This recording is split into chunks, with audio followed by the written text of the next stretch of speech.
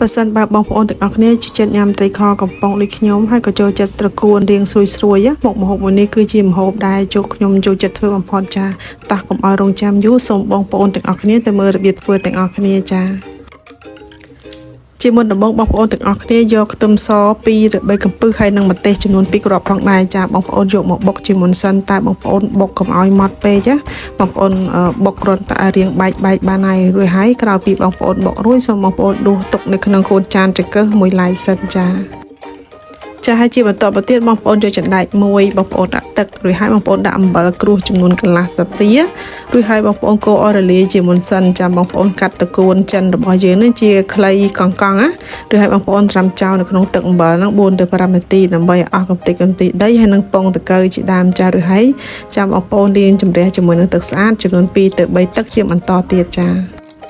ហើយចំណែកឯត្រីខកំប៉ុងបងប្អូនយកស្ព្រីមកកោសគម្របចេញចាបងប្អូនកោសបែបហ្នឹងគឺងាយស្រួលជាងចាបងប្អូនមិនប្រើកាបិតនាំឲ្យមុតដៃអីទេចាអញ្ចឹង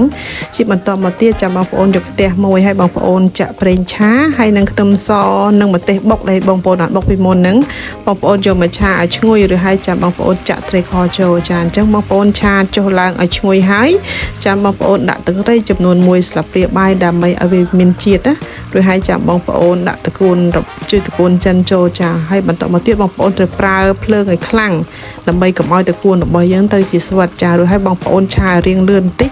ចាំបងប្អូនបិទភ្លើងចាអញ្ចឹងជាបន្តមកទៀតចាំបងប្អូនចៀនពងមាន់អូបន្លែតណាចំនួន1គ្រាប់ទៀតដើម្បីញ៉ាំជាមួយនឹងត្រីខចា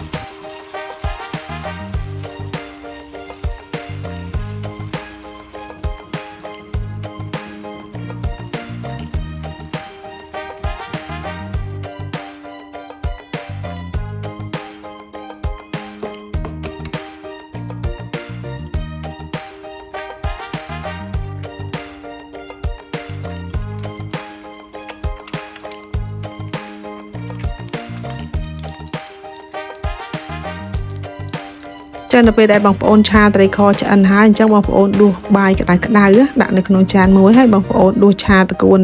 ជាមួយត្រីខរបស់យើងដាក់មួយចំហៀងរួចហើយបងប្អូនតុបតែងជាមួយនឹងពងមាន់អូម៉ាឡែតមិញគឺថាមួយចាននេះមើលទៅដូចបងប្អូនញ៉ាំនៅក្នុងហាងអញ្ចឹងចាអញ្ចឹងជាចុងក្រោយខ្ញុំក៏សូមអរគុណបងប្អូនទាំងអស់គ្នាដែលបានតាមដានទស្សនាវីដេអូនេះ